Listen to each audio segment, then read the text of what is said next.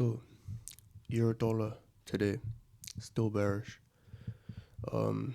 Push deeper into the fair value gap, leaving a wick rejection, more of a bearish sign too. Then just the same drawn liquidity still down here. Hourly, let's see, we have liquidity there over a swing high. There's always liquidity above there.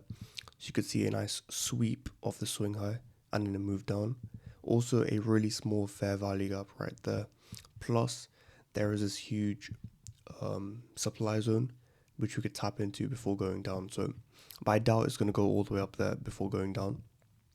Maybe something just really small, sweep and then move down. In terms of 15, Asian high, Asian low, and midnight. Yeah, midnight opening price. Can't really see it there.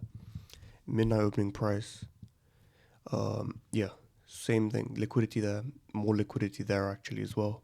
But looking for the Asian high to go first, and only then am I going to be looking for my sell model. So sweep the Asian high, hopefully tap into maybe this hourly fair value gap, or sweep this liquidity, get a nice reaction off it, and then a move down. So I'll be looking for sells, no buys.